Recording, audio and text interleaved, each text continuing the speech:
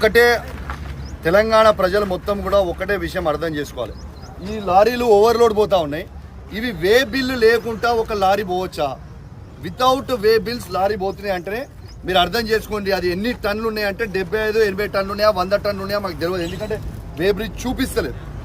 ఇది 101% transport minister గారు పొన్నం ప్రభాకర్ గారి ఆదేశాల మేరకు ఇక్కడ ఉన్న అధికారులు, ట్రాన్స్పోర్ట్ అధికారులు మొత్తం ఎన్టీపీసీ నుంచి తీసుకొని ఖమ్మం వరకు అందరూ అధికారులు సహకరిస్తూ ఇవన్నీ తీసుకుపోతున్నారు. కాబట్టి ఇది 100 కోట్ల రూపాయల స్కాము.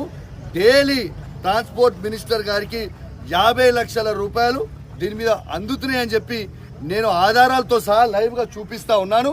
కాబట్టి ఇది ఖచ్చితంగా ఈ మంత్రి గారిని బర్తరఫ్ చేయాలని నేను డిమాండ్ చేస్తా ఉన్నాను. డైలీ పోయే లారీలు దాదాపు 200 నుంచి 300 మధ్యలో ఎవ్రీడే లారీలు పోతున్నాయి. ఒక్క లారీ ఖర్చు 20 నుంచి 25 వేల రూపాయలు అవుతుంది. లీగల్గా వే బ్రిడ్జ్ వేసుకొని పోతే 32 టన్నులు మాత్రమే తీసుకొని పోవాలి. వీళ్ళు ఒక్క 32 టన్నుల డబ్బులు కడుతున్నారు లారీ 25,000, కానీ తీసుకుపోయేది 75 నుంచి 80 టన్నులు. అంటే ఆ మిగతా మీదికున్న డబ్బులు అంటే మిగతా మీది ఉన్న 30,000 నుంచి 40,000 రూపాయలు ఇవి మంత్రి గారికి పోతున్నాయి. ఈ 40,000 రూపాయల నుంచి ఈ 30 నుంచి 40,000 ఇంటూ 250-300 లారీస్ మీరు వేసుకోండి. మీకు డైలీ మంత్రి గారు సంపాదించిన 50 లక్షల లెక్క మీకు దొరికిపోతుంది, చూసుకోండి.